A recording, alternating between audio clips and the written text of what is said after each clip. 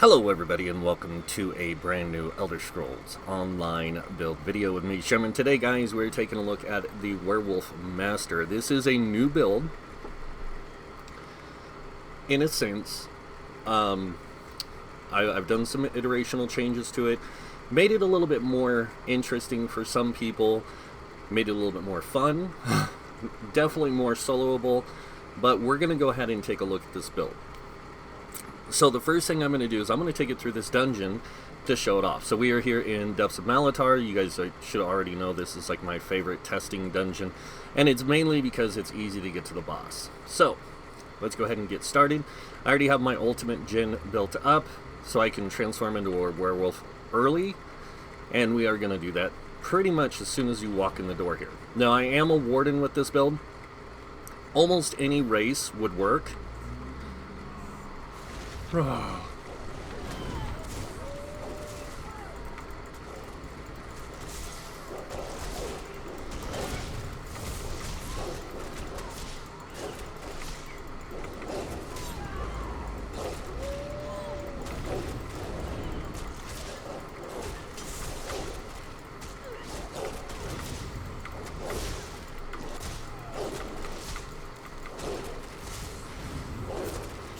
Gotta get some stamina back. Gotta eat. Oh, dang it. But, so, that was the build's initial actions. So now we're gonna go over here and you guys are gonna see what it's like when you play it as the actual class, so you can see how this works. Now, I have no healing, by the way. That's just natural stuff that I have going on because of the way this build works. It's actually really cool.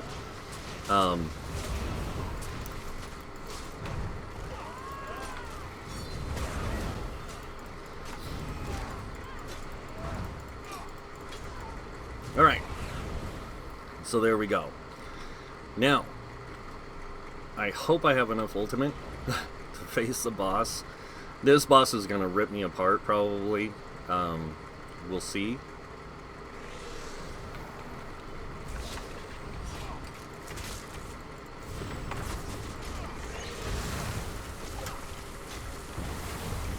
Oops. Gotta get out of there.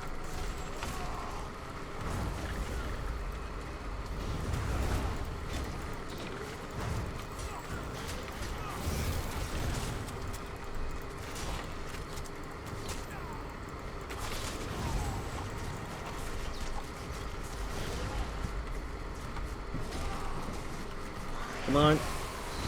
Thank you.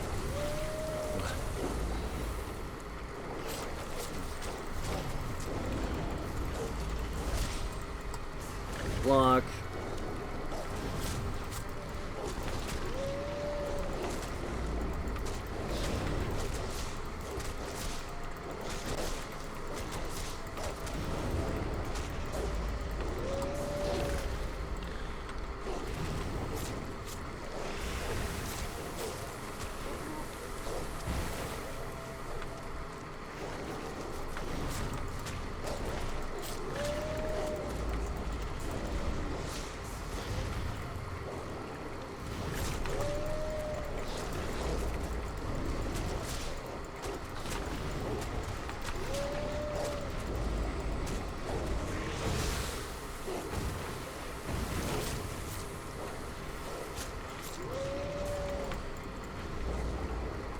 And then there it goes, it retreated.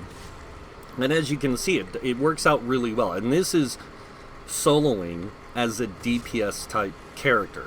This isn't soloing as just a werewolf, you know, kind of thing. And it works out really well. And the way the build setup is actually quite good. It does take a little bit to get used to using some of the abilities that it has.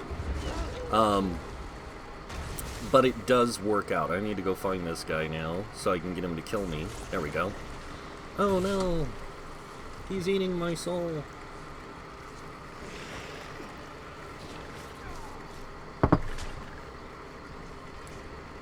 Alright. So we are going to go back to the Way Shrine, and we're going to take a look at this build in its total setup. So, the build itself, taking a look at it, we are the Werewolf Master. That's the name of it. And the reason I called it the Werewolf Master is because you're the pack leader, and I felt like it really fit into that kind of not consensual, but that whole theme and idea. So as you can see, we have 17k magicka, 22k health, 31k max stamina. We are a Warden and a Nord. We do have 64 points in the stamina. That's to maximize our stamina pool. And then we have a 1298 stam recovery also on top of that. Now this is a medium armor build. I know it looks like I'm wearing heavy armor, but I'm just using that as a skin. The weapon damage is 2889 with a 47% weapon critical. We do have 21k spell resist, 20k physical resist, and again, this is a medium armor build. Moving on, we are using the Thief Mundustone to increase our crit chance. We want a high weapon critical, so when we go into werewolf form, we get more damage output. We are a lycanthrope, of course, so we do get, you take 25% more poison damage while transforming to werewolf. And we are using tri-stat food. Now, you can use dual stat food, or you can use, other kinds of food, but I find this works the best for this particular setup. So moving on to gear. So as I said, tri-stat food, that's the 3 stats food that boosts your food by all 3 stats. We do use tri-stat pots, or you can use warrior power pots, or the stamina power pots, the ones that increase your weapon and spell damage. Those are also really good because they give you that stamina recovery, they get you major brutality, major savagery. They make you really powerful. And with this, you get that little bit more oomph. Alright, so now going over the sets. Starting with the monster sets, we are using Grundwolf's The Siege. Now, Grundwolf's The Siege is an interesting set, because a lot of people would be like, why are you using this? Well, the one piece adds weapon critical, the other one piece is spell critical. Don't really need the spell critical because it's more of a stamina build, but the weapon critical plays into it really well.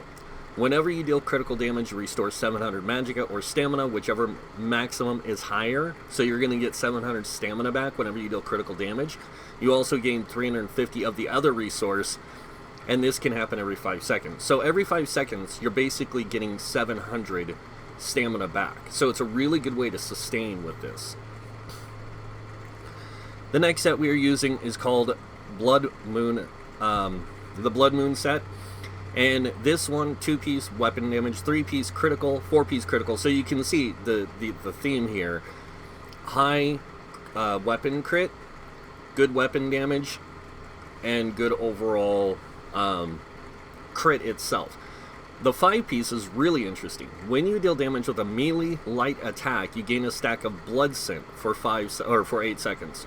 When you gain 5 stacks, you become frenzied for 5 seconds, increasing your melee light attacks by 55% and your attack speed by 50%. This effect can occur every 15 seconds. This will go off quite a bit. If you know how to play the build really well, and you get those light attacks out, bam, bam, bam, bam, you go into that frenzy, you get even more faster attacks. It's really, really good.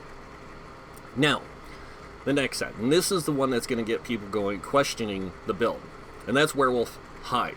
So, Hide of the Werewolf, the set itself, 2-piece max health, 3-piece stamina, 4-piece weapon damage again, and the 5-piece. When you take damage, you generate 5 ultimate. This effect can occur once every 5 seconds. There's a reason we want ultimate gen. Werewolf transformation. It costs a lot of ultimate to get into werewolf form. Getting there fast is what you want. So that's why we play with this setup. Now, moving over the traits and enchants on the gear, starting with the monster helm, the chest, legs, and helm. So the helm, we are using tri-stat enchant with reinforced. Now this is a heavy helm. The reason for the reinforced is more resistance, more survivability. Now the chest and legs, it's really optional here. I like using this setup. I like using the invigorating because it gives you a little bit more recovery. It's a small amount, but it adds up. I do have tri-stat on here as well, and same thing with the leggings. Now on the smaller pieces, they are all divines, with max stamina. And this is to maximize your stamina pool and maximize your Mundus Stone use. So we are using the Thief Mundus Stone. We are actually getting quite a bit of a bonus out of these 4 pieces.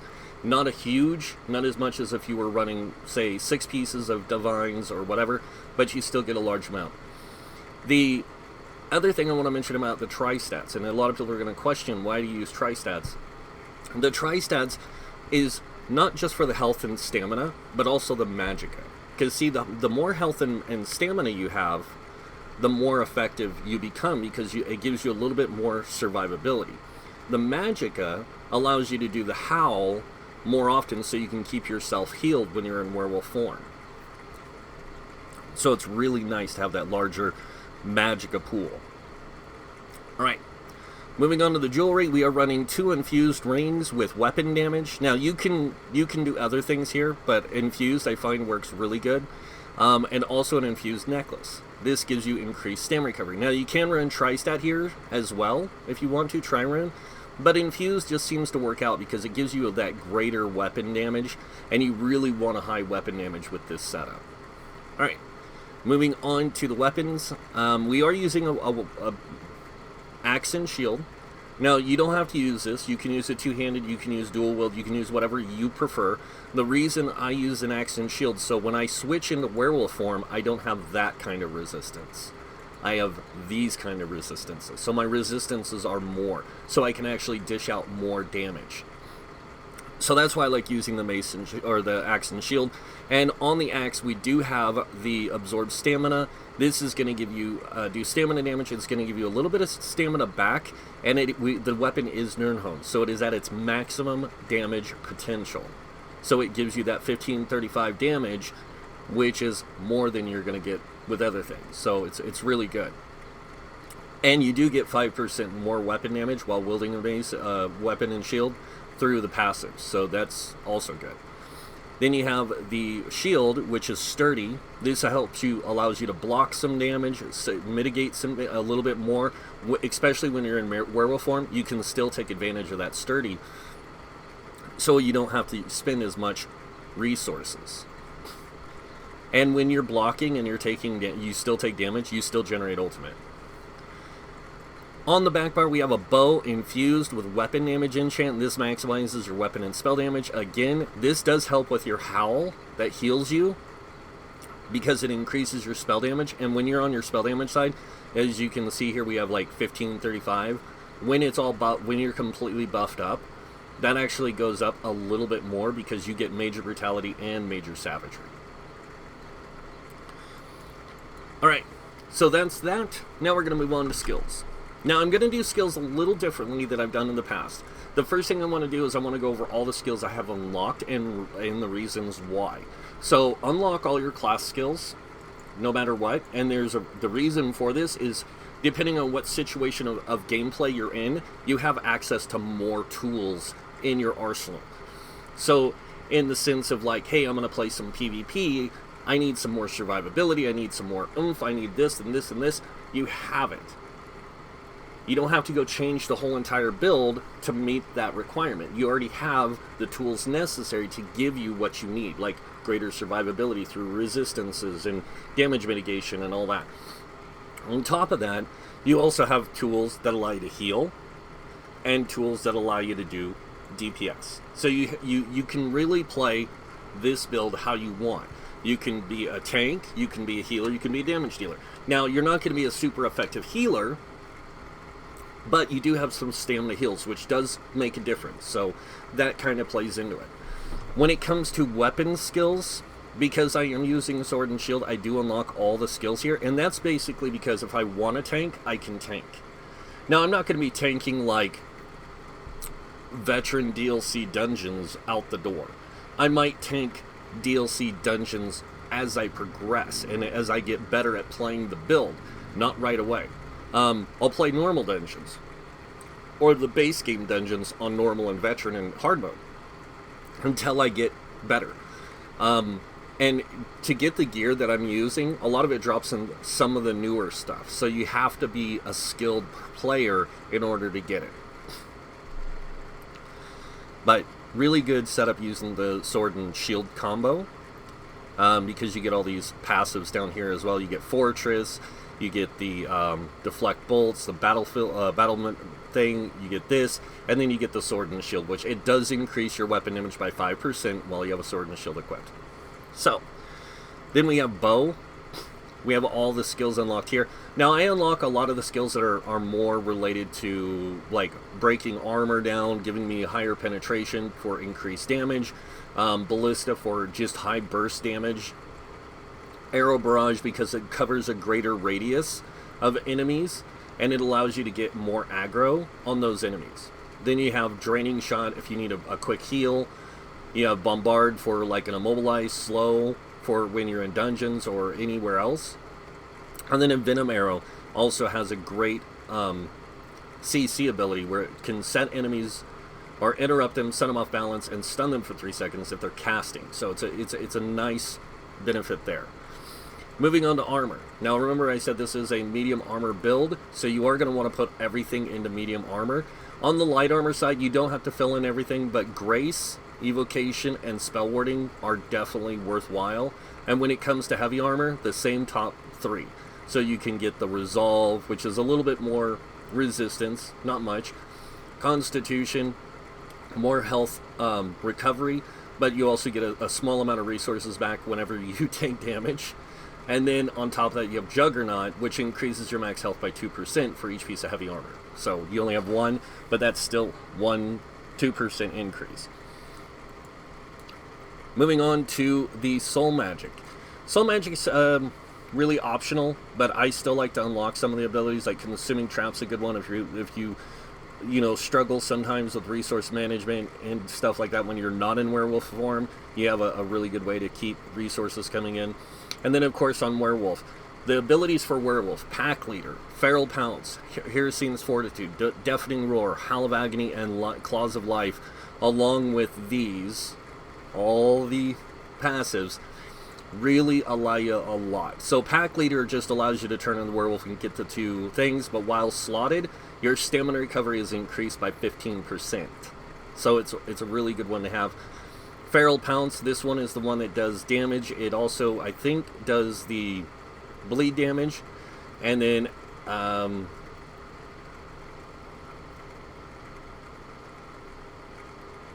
yeah.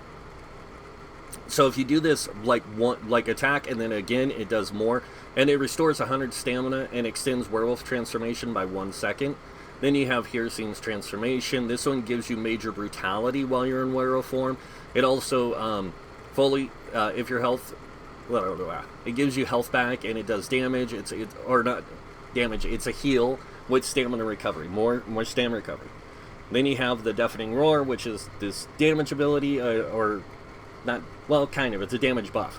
It puts Minor Breach and Major Fracture on the enemy and Minor Maim, so it actually reduces their incoming damage and reduces their resistances.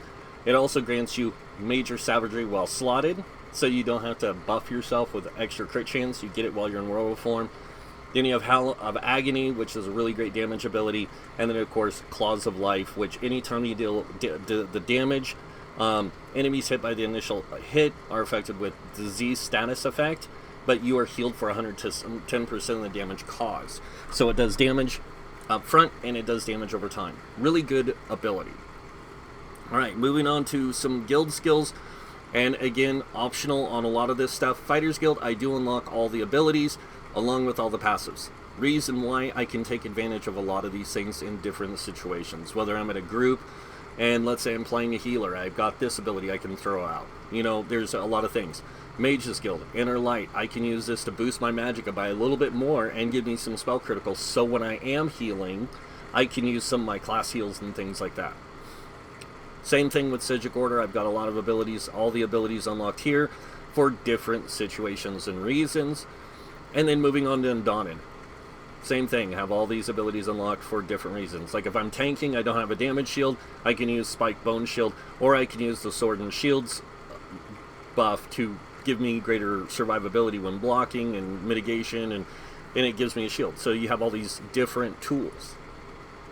Again, Assault, Aggressive Horn, Echoing Vigor, and Razor Caltrops. And then on support, Reviving Berry, Efficient Purge, and Stalwart Guard. And you want to get this Magic Aid. It's really, really good. Moving on to crafting. Alchemy, medicinal use, also really good. And then provisioning, Gourmand, and Connoisseur. Now, the way this build is set up, remember, I unlock a lot of skills and abilities to have access to other tools when I need them, when it's situation, whatever situation I might be in. Whether I'm doing PvP, I'm solo playing, I'm playing in a group, I'm tanking a dungeon, I'm healing for my friends and allies at a dragon or at a world boss, or maybe I'm, you know, whatever I'm needed to be at that time, I have the tools for it.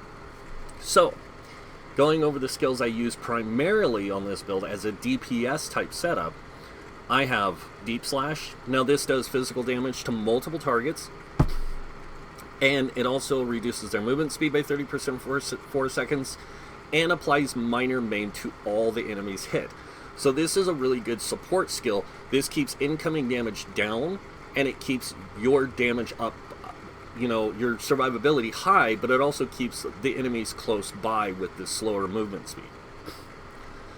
Next, we have Subterranean Assault. Now this does a lot of damage. When you activate it, it takes time for it to charge up and fire off, which is 3 seconds. It does a large chunk of damage, and it also applies Major Fracture, increasing or reducing physical resistance by 5,280 for 6 seconds, increasing your DPS. Next ability we have is Reverberating Bash. Another great ability. You hit somebody with this, it's going to stun them for 3 seconds, do damage then. When the stun ends, they take more damage. So it's a really good ability for both PvE and PvP. Next ability we have is the Stamina Morph of Swarm into Growing Swarm, and this one does 13,000 damage over 10 seconds. And then the Fletcher Flies rip through the original enemy's flesh, affecting them with minor vulnerability for the duration, increasing their damage taken by 8%. And enemies near the carriers take physical damage every 2 seconds. So it's kind of an AoE dot, and it's really nice. Next up we have Silver Shards. This is a really good ability. It does damage when you hit an enemy and fires additional bolts at nearby enemies, doing damage as well. So it's another AoE. So if you look at how this build's set up, you have AoE, AoE, single target, AoE, AoE. So you have a lot of AoE damage with this build when you're on the front bar. Then on top of that, you have your pack leader, which is your werewolf transformation. As you can see, transforms into a beast, fearing enemies for 3 seconds. And then while transformed, your max stamina is increased by 30%. You take 10% less damage, and you summon 2 dire wolves. You also grant yourself and nearby allies minor courage, increasing weapon and spell damage by 129. While slotted, your stamina recovery is increased by 15%. Very good ability for werewolf transformation. Moving on to the back bar, we have Barb Trap. Now this is just here mainly because it gives us minor force, but it does do a lot of damage up front and a lot of damage over 18 seconds. Now a lot of people will say, well, that's not much damage over 18 seconds. 14,000 damage over 18 seconds is quite a bit. Enemies who are activate the trap are immobilized for 2 seconds. Another CC kind of thing. And then of course we have our Venom Arrow, does damage up front, damage over time, and then sets enemies off balance. Another good ability. And then of course we have Arrow Barrage. This does a large amount of damage over 8 seconds to every enemy in the area every second after a 2-second delay. Then we have our Green Lotus. This is how we stay alive when we're out in the world and doing stuff. This, every time you hit something with a light attack or heavy attack, you heal yourself for so much health, and it lasts for 20 seconds. And it doesn't just heal you, it heals nearby people too. You gain Major Savagery, increasing your weapon critical by 2191. So you technically don't need to use a potion, but it's still a good idea to use those potions to get the other benefits. So, next up, we have Bull Netch. Now this is what's going to give you your Major Brutality and Major Sorcery. And it also returns stamina over 25 seconds. And then every 5 seconds, the Netch removes 1 negative effect from you. Really, really cool ability, that is. And then, of course, our last ability we have here is Flawless Dawnbreaker. Now, this is, again, optional. This is something you can change with whatever. But I like to have it here just in case I need some really quick high burst AoE conal damage.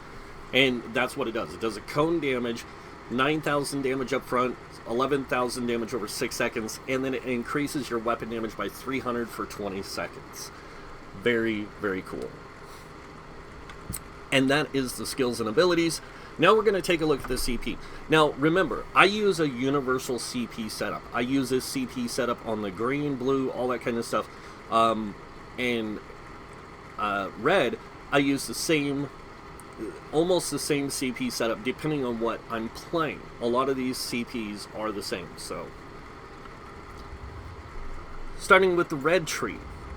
We have 56 in Ironclad. This reduces incoming damage by direct damage attacks by 20%. We do have 18 in the medium armor focus. This is going to increase your physical resistance by 1729 while wearing 5 or more pieces of medium armor. We have 20 into spell shield. This increases your spell resistance by 1900. And then moving on to the middle tree here, we have 31 into thick skin. This reduces your damage taken from damage over time by 13%. You have 43 into Hardy. This reduces physical, poison, disease damage by 10%. And then 43 into Elemental Defender. This reduces flame, frost, shock, and magic damage by 10%.